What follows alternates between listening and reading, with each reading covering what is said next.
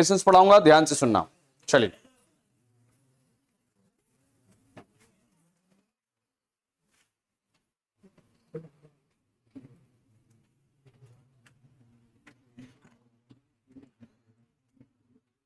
सबसे पहला क्वेश्चन है कैपेसिटेंस। क्या क्वेश्चन है?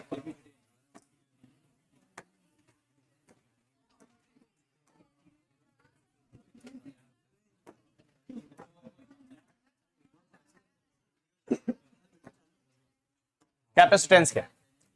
ओके, कैपेसिटेंस इसकी SI unit, capacitance of capacitor,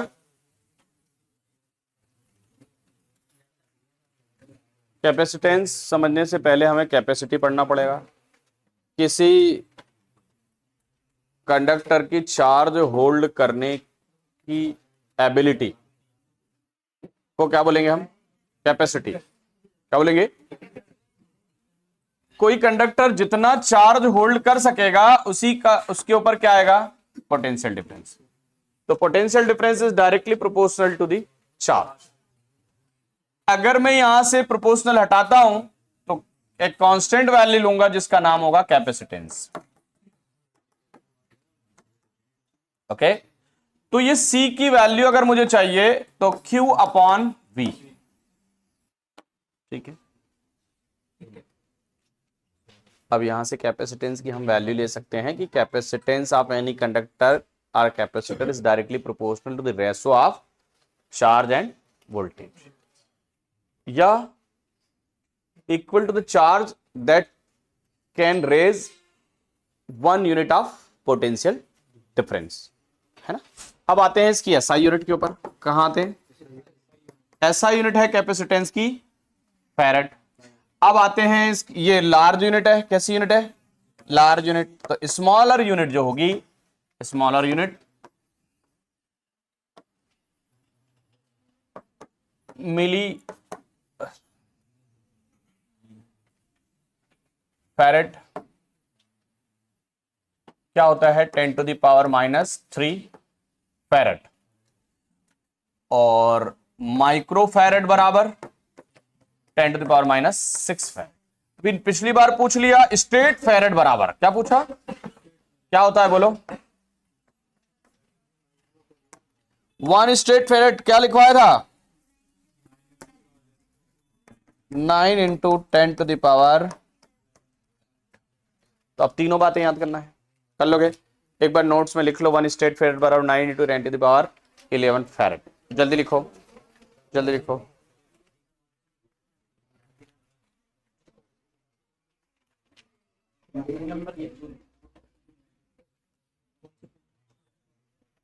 लिख लिया सबने? कैपेसिटेंस की एसआई यूनिट क्या है? फैरेड। एक स्ट्रेट फैरेड बराबर 10 to the power 9 into 10 to the power 11 farad. Formula क्या है? C equal to Q upon V। Farad क्या है इसकी यूनिट? किसकी यूनिट? कैपेसिटेंस की। कैपेसिटेंस आया डेफिनेशन लिखने को तो पहले लिखेंगे वोल्टेज पोटेंशियल डिफरेंस चार्ज के डायरेक्टली प्रोपोर्शनल। प्रोपोर्शनल हटाएंगे, बराबर लगाएंगे तो कांस्टेंट लगाना पड़ेगा। V कहां आ गया? Q के अपॉन में। तो C बराबर Q अपॉन V का फार्मूला हो गया कैपेसिटेंस। ऐसा यूनिट के बाद बात करते हैं डायमेंशन फार्मूले की। क्या की बात होती है? डायमेंशन फार्मूला रटना नहीं है आप लोगों को, अगर आ जाए तो ही करना। जैसे C बराबर Q अपॉन V। अभी मैंने बोला Q जो होता है वो होता है I इंटू टी। क्या होता है? Current into time. ये होता है work done to move charge. Work done to move charge. इतना समझ में आ गया? कोई प्रॉब्लम है यहां तक? है क्या? ठीक है, ये यूनिट Q अपॉन का अपॉन है, कहां चला जाएगा? ऊपर चला जाएगा। ये T ऐसा लिख देते हैं। वर्क को लिख सकते हैं फोर्स इंटू डिस्प्लेसमेंट या डिस्टेंस। अब सारी यूनिट निकाल लो। करंट को काय में नापते हैं? टाइम को। चार्ज को अगेन IT में। चार्ज के लिए क्या लिखते हैं? अगेन I इंटू टी लिखते हैं ना चार्ज के लिए। लिखते हैं कि नहीं लिखते हैं? तो चार्ज के लिए भी एम्पियर लिख लो और टाइम लिख लो। फिर A का स्क्वायर भी हो जाएगा, T का भी फोर्स का डायमेंशन याद होना चाहिए, M L T inverse distance के लिए एल। अब वापस से ऊपर चलते हैं, देखो इसको लिख लो, एम ऊपर गया तो क्या हो गया, एम एल, और एल, एल का स्क्वायर ऊपर गया तो एल इनवर्स 2। अभी ध्यान देना, ये टी की पावर कितनी है, -2, इधर टी की पावर 1 और 1 2, और ये और जाएगी तो टी की पावर हो जाएगी 4, प्लस की 4 और 1 की पावर 2। चेक करो एक बार, टी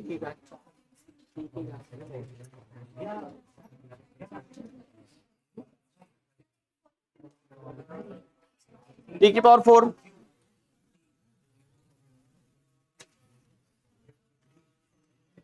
एक की पावर कितनी है,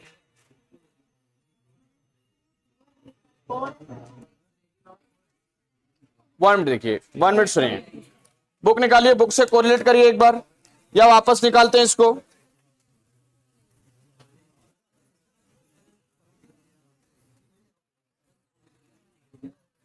ए की पावर 4 कैसे आएगी,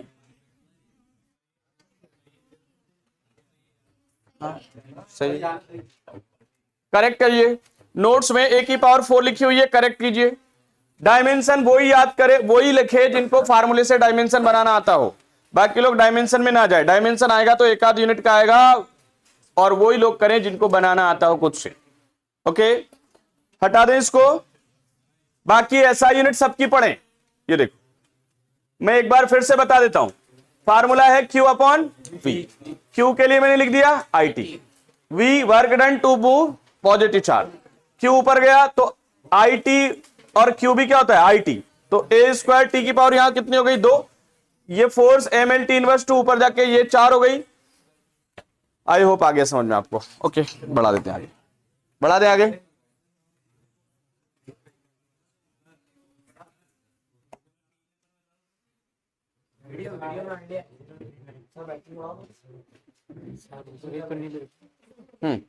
अब सुनिए, नेक्स्ट क्वेश्चन है strength of, what do you mean by dielectric strength, क्या क्वेश्चन है,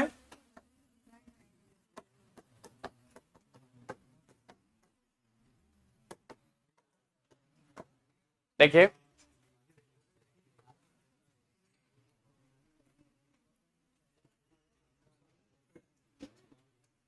डाइलेक्ट्रिक सब्सटेंस जो मिनिमम इलेक्ट्रिक फील्ड होल्ड करेगा उसे क्या बोलेंगे, उसकी डाइलेक्ट्रिक स्ट्रेंथ, ठीक है।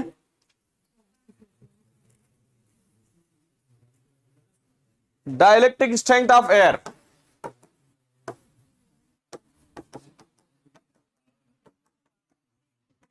फिक्स तो वीएम इनवर्स काय की यूनिट है, बार बार बता रहा हूं मैं आपको, इलेक्ट्रिक फील्ड की, वीएम इनवर्स काय की यूनिट है, इलेक्ट्रिक फील्ड की।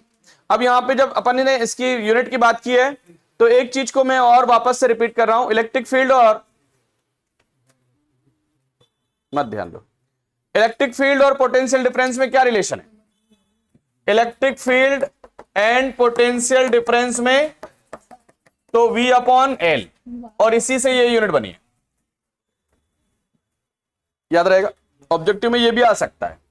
डाइलेक्ट्रिक स्ट्रेंथ क्या होती है, एयर की 3 इंटू 10 की पावर 6 VM इनवर्स।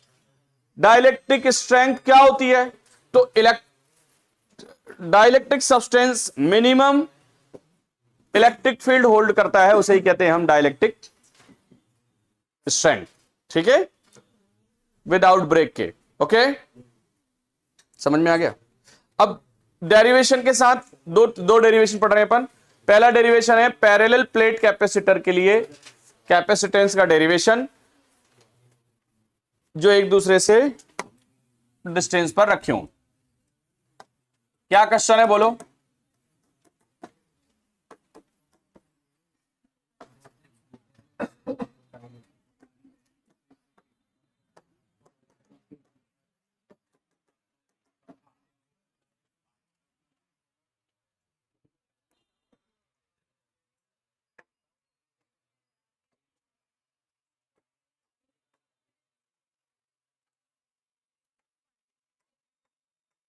दो प्लेट हैं ए और बी, कितने प्लेट हैं ए और बी, कितने डिस्टेंस में रखे हैं डी डिस्टेंस पे, कितने डिस्टेंस है डी डिस्टेंस पर रखें। यहां पर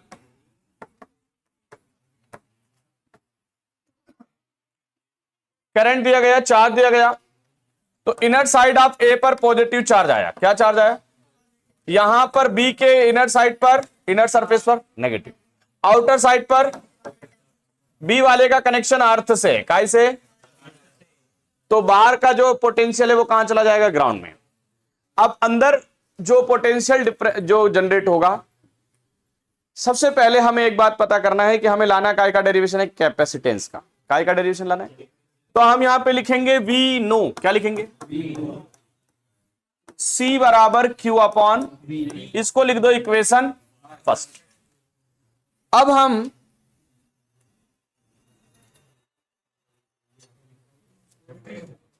Q के लिए तो कोई डेरिवेशन नहीं बनेगा, लेकिन सारी जो मेहनत करने जाएंगे वो V के लिए जाएंगे कि V पोटेंशियल डिफरेंस कितना है दोनों प्लेट के बीच में, और फिर पोटेंशियल का जो डेरिवेशन आ जाएगा उसको कहां रख देंगे, इक्वेशन फर्स्ट में। मतलब सारे जो क्वेश्चन होंगे हमारे कैपेसिटेंस के इसी बेस पे होंगे। डायग्राम बना के हम लिख देंगे C इक्वल टू होता है Q अपॉन V, फिर पूरी मेहनत काय के लिए करेंगे अपन, V को लाने के लिए। ओके, अब हम यहां पे लिखते हैं but V equal to electric field into distance, क्या होता है, इन दोनों के बीच इलेक्ट्रिक फील्ड कितना है और इन दोनों के बीच की डिस्टेंस कितनी है। अब जब पैरेलल प्लेट की बात आती है, काय की बात आती है, या थिन शीट की बात आती है, काय की बात आती है, तो इलेक्ट्रिक फील्ड का फार्मूला, यहां पे मैं दो बातें बता देता हूं, यहां पे लिखो बॉक्स में, देखो इलेक्ट्रिक फील्ड जो होगा sigma upon E not, okay, sigma upon, sigma है यहां चार्ज डेंसिटी, सिग्मा कौन है, और सिग्मा खुद की वैल्यू होती है Q अपॉन ए, सिग्मा की वैल्यू क्या होती है भैया, Q अपॉन ए, सिग्मा मतलब चार्ज डेंसिटी, सिग्मा मतलब, तो ये दो फार्मूले वगैरह याद हैं अपने को, तो ये डेरिवेशन इजीली कवर हो जाएगा, ये डेरिवेशन अपना कवर्ड है। ठीक है, मोबाइल पहुंचा दो वहां से,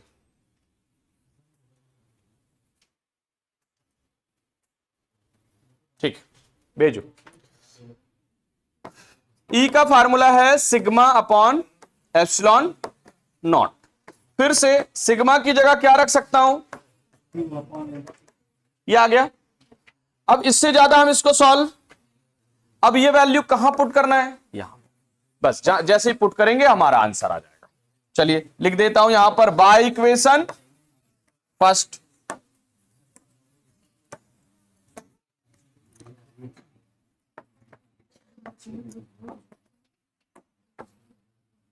Q तो लिखा मैंने, Q लिखा, अब V की वैल्यू क्या लेके आया हूं मैं, Q upon epsilon, Q upon, sorry,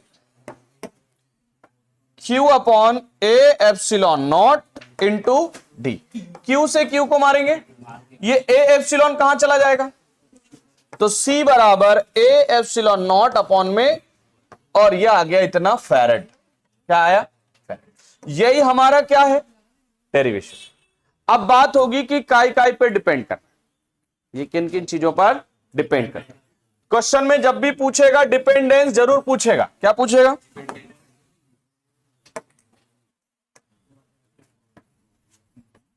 फिर आप नहीं भी पूछे तो आप लिख के आएंगे। देखो कैपेसिटेंस डायरेक्टली प्रोपोर्शनल है प्लेट के एरिया के, प्लेट के, कैपेसिटेंस इनवर्सली प्रोपोर्शनल है प्लेट के डिस्टेंस के, है दिख रहा है, समझ आया, और परमिटिविटी फ्री स्पेस के भी डायरेक्टली, तो लिख दोगे आप लोग, आया इतना समझ में, इसमें कुछ नहीं है। डायग्राम को जरूर एक्सप्लेन करें, let two plate A and B are kept parallelly having distance D between them, plate A is given positive charge inner surface and so negative charge of inner surface of B developed and outer surface will be developed at for positive charge. The plate B is connected to the earth, so the potential will go to the earth. Now we know capacitance equal to Q upon V, और फिर ये derivation करना है। Dependence जरूर लिख के आना है, इंपॉर्टेंट क्वेश्चन है, समझ आ गया। इसी के बेस पर एक क्वेश्चन है कि पैरेलल प्लेट कैपेसिटर का कैपेसिटेंस का derivation for partially field dielectric medium. Parallel plate capacitor for partially filled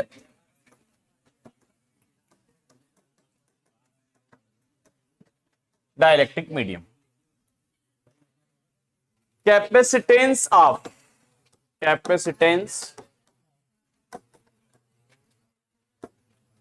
ये भी आया हुआ है, और अगेन डिपेंडेंस लिखेंगे।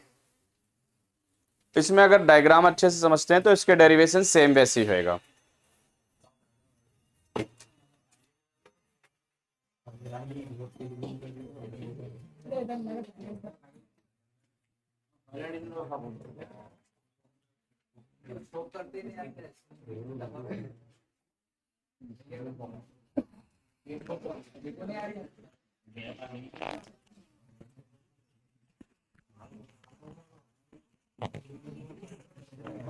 चलो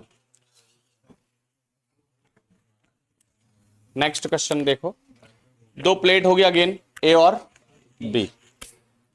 ए और बी दो प्लेट हैं, ए और टू प्लेट्स हैं, plate A plate B, A and B. अब यहां पे नया ये है कि इसके बीच में जो टोटल डिस्टेंस थी वो कितनी थी, टी थी। अभी ना इतने एरिया में पार्शियली फिल्ड हमने क्या फिल कर दिया, के। पहले तो ये देखो ये डिस्टेंस कितनी है, और ये जितने एरिया में फिल्ड है वो डिस्टेंस कितनी है। तो जो बच गया जो एरिया, वो एरिया क्या है, वो डिस्टेंस क्या है, एरिया नहीं डिस्टेंस। जो डिस्टेंस बच गई वो क्या है, डी माइनस, ठीक है। तो यहां पर पोटेंशियल हम दो चीजों के लिए निकालेंगे, एक तो पूरे डी के लिए निकालेंगे और एक डी माइनस टी के लिए, ठीक है। यहां देखें इसको कैसा चार्ज दिया मैंने,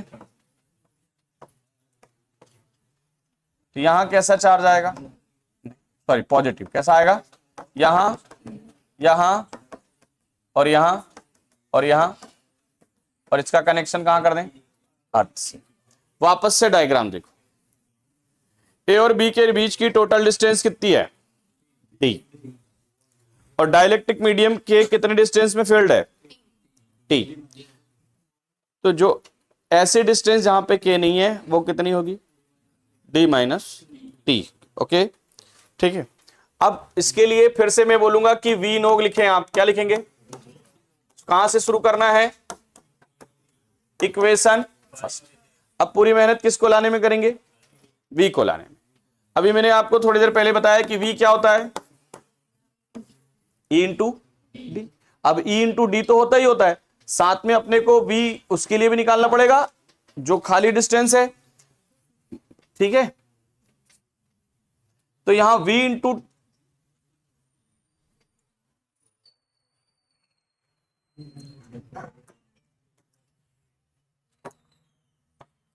वन मिनट सुनिए, देखिए एक डिस्टेंस है, टोटल डिस्टेंस कितनी है इसकी, d है ना, और इतने एरिया में क्या फील्ड है, के, और ये जो एरिया है यहां पे के नहीं है। तो हम बोलेंगे जिस एरिया में के नहीं है प्लस जिस एरिया में के है, तो के के लिए नहीं, के नहीं लिखेंगे बल्कि क्या लिखेंगे, टी लिखते, ओके।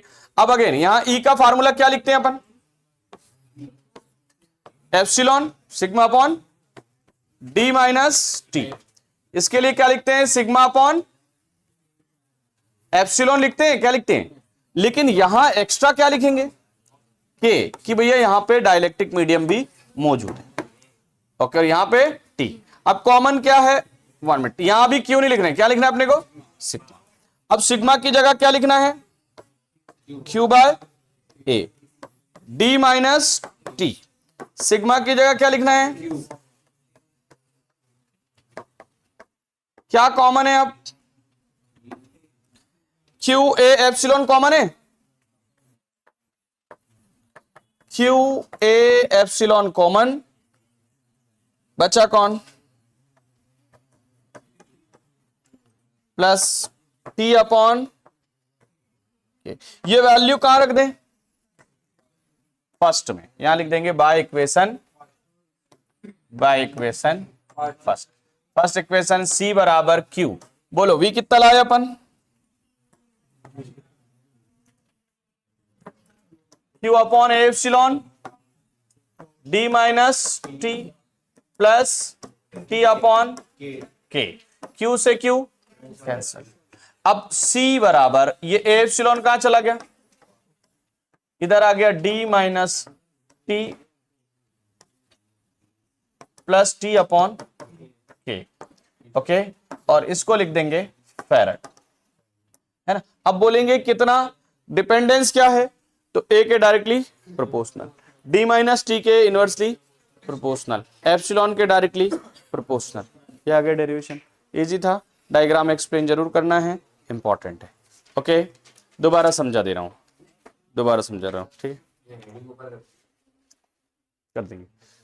देखिए, दो प्लेट हैं ए और बी, इसमें ए और बी के बीच का डिस्टेंस डी है। एक स्मॉल डिस्टेंस में के फील्ड है, कितने डिस्टेंस में? टी। तो यहां पे जो डिस्टेंस हो गई वो यहां से यहां तक टी, और जो बच गई जगह वो डी माइनस टी, जहां के नहीं है, डाइलेक्ट्रिक मीडियम नहीं है। यहां पे पॉजिटिव चार्ज, इसके सरफेस पे नेगेटिव, इधर पॉजिटिव, यहां पे देखें तो नेगेटिव, बाहर पॉजिटिव, कनेक्शन का इसे अर्थ से। फिर मैंने बोला शुरुआत कहां से करेंगे? वी नो सी बराबर क्यू अपॉन वी। अब वी लाना है हमें, तो यहां पे जो पोटेंशियल डिफरेंस होगा वो टोटल होगा इलेक्ट्रिक डाइलेक्ट्रिक के लिए और विदाउट डाइलेक्ट्रिक डिस्टेंस के लिए। तो ई इंटू डी होता है, तो हमने डी माइनस टी लिखा और ई इंटू टी। ई को लिखा सिग्मा अपॉन एप्सिलॉन, यहां सिग्मा के इंटू एप्सिलॉन। सिग्मा की वैल्यू क्यू है, यहां भी सिग्मा की वैल्यू। अब क्यू ए एप्सिलॉन यहां है, कॉमन ले लिया, क्यू ए एप्सिलॉन कॉमन, तो अंदर ये बचा, ये वैल्यू कहां रख दी? उधर रख दी। यहां क्यू से क्यू कैंसिल, ये वैल्यू ऊपर चली गई।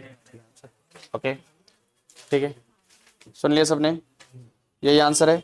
और आगे क्या लिख देंगे? फैरेड। क्या लिखेंगे आंसर? फैरेड। डिपेंडेंस लिख दोगे, क्या क्या काय पे डिपेंड करती है? यहां देखिए, क्या dependence? Area of plate D minus T के भी डायरेक्टली प्रोपोर्शनल है एप्सिलॉन के, ठीक है। परमिटिविटी ऑफ फ्री स्पेस के भी डायरेक्टली प्रोपोर्शनल आ रही है। दो भी डिपेंडेंस लिख सकते थे। आ गया समझ में? हाँ,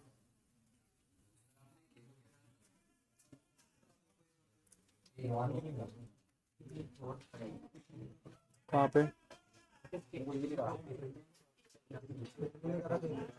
के भी डायरेक्टली इनवर्सली प्रोपोर्शनल। के सॉरी, के कहां चला जाएगा? रेसिप्रोकल है तो ऊपर, तो के भी डायरेक्टली प्रोपोर्शनल। हाँ, यहां पे एक और चीज लिख लो, के डायरेक्टली, ठीक है। बढ़े आगे, combination of capacitors, combination of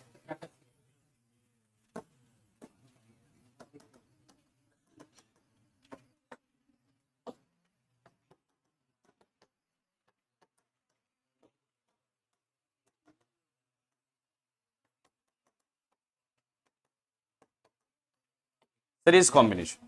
पहला कौन सा है? Series combination. देखिए, C1 C2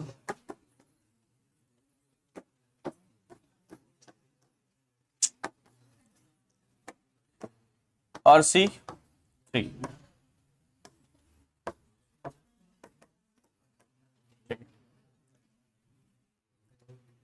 हमें क्या निकालना है? C निकालना है।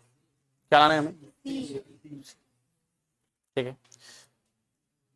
इस केस में चार्ज सेम रहेगा, चार्ज कॉमन है, ठीक है। इस केस का बीच का पोटेंशियल अलग अलग है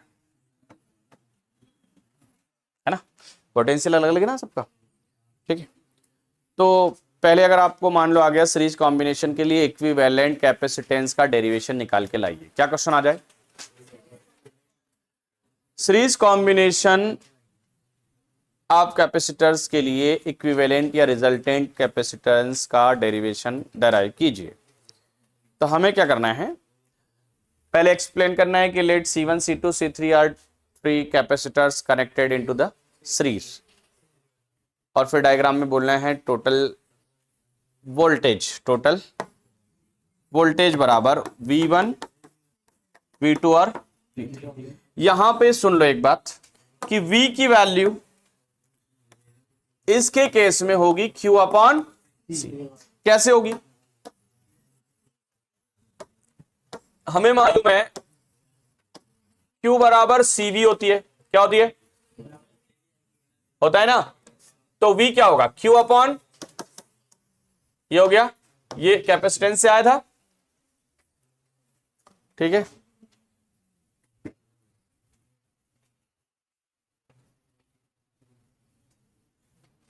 इसकी वैल्यू रख देंगे, क्या वैल्यू है इसकी?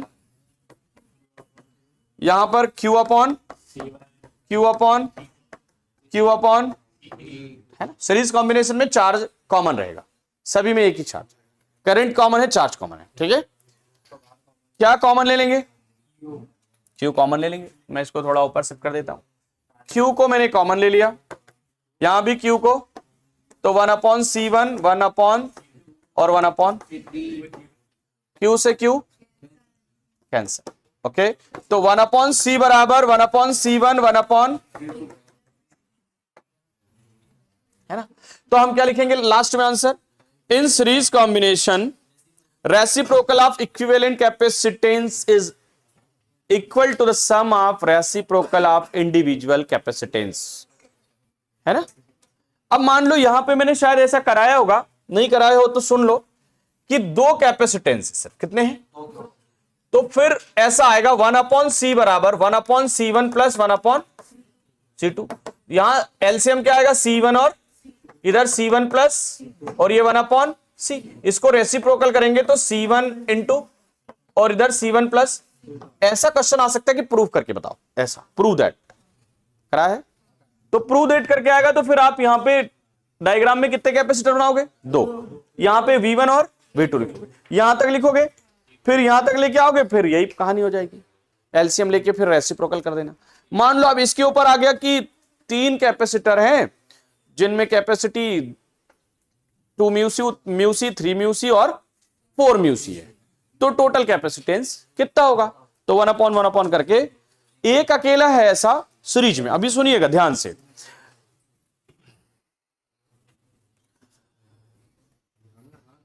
रेजिस्टेंस का कॉम्बिनेशन, काय का कॉम्बिनेशन, ठीक है, जिसमें सीरीज की जब बात करेंगे तो रेजिस्टेंस इंक्रीज होता है। रेजिस्टेंस क्या होता है? R बराबर R1 R2 और R3 आता है। और पैरेलल की बात करेंगे तो 1 upon R 1 upon R1 1 upon R2 1 upon R3 आता है, ठीक है। सुन लिया सबने? अरे आ गया इतना समझ में। फिर एक कॉम्बिनेशन है कैपेसिटेंस का, काय का? तो रेजिस्टेंस और कैपेसिटेंस का कॉम्बिनेशन बिल्कुल उल्टा आ रहा है, दोनों को एक साथ करके पढ़ना है। ऐसा नहीं लिखें कि जब इसकी बात आ रही है, वैसे जब आपको अगर Q का फार्मूला पता है या C का फार्मूला पता है तो इसमें गलती नहीं होगी। और आपको यह पता है कि चार्ज सब में क्या है? कॉमन। और C1 C2 C3 तो सब में क्या होगा? अलग होगा। और वोल्टेज सबका यहां पे अलग आ रहा है। किस केस में अलग आ रहा है? सीरीज के केस में, लेकिन उधर रेजिस्टेंस के केस में अलग होता है। चलिए अगला क्वेश्चन क्या है? पैरेलल। क्या है अगला? ये एक कैपेसिटेंस, ये दूसरा, और ये C1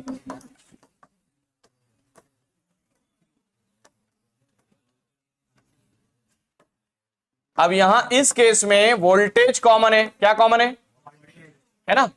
अब यहां पर आपने करंट दिया और चार्ज दिया, तो ये चार्ज यहां पे क्या हुआ? Q1 यहां पे और यहां पे। और क्या कॉमन है? क्या कॉमन है? पोटेंशियल डिफरेंस कॉमन है। क्या कॉमन है? अलग कौन है यहां पे? Q। तो total charge, total Q equal to Q1 Q2 Q3। Q की वैल्यू मालूम है अपने को, CV, यहां पर, यहां CV तो है, यहां से V कॉमन ले लेंगे तो अंदर क्या बचेगा, C1, C2, C3, V से V तो C आ गया C1। अब मान लो क्वेश्चन आ जाए कि तीन कैपेसिटेंस, चार कैपेसिटेंस या जितने भी कैपेसिटर्स हैं वो पैरेलल जोड़े गए हैं। कैसे जोड़े गए, तो टोटल कैपेसिटी कितनी होगी, ठीक है। तो किसी कैपेसिटर की कैपेसिटी बढ़ाना है तो कैसे जोड़ना चाहिए, पैरेलल जोड़ना चाहिए। तो जैसे कैपेसिटी क्या हो जाएगी, बढ़ जाएगी, और कम करना है तो सीरीज में।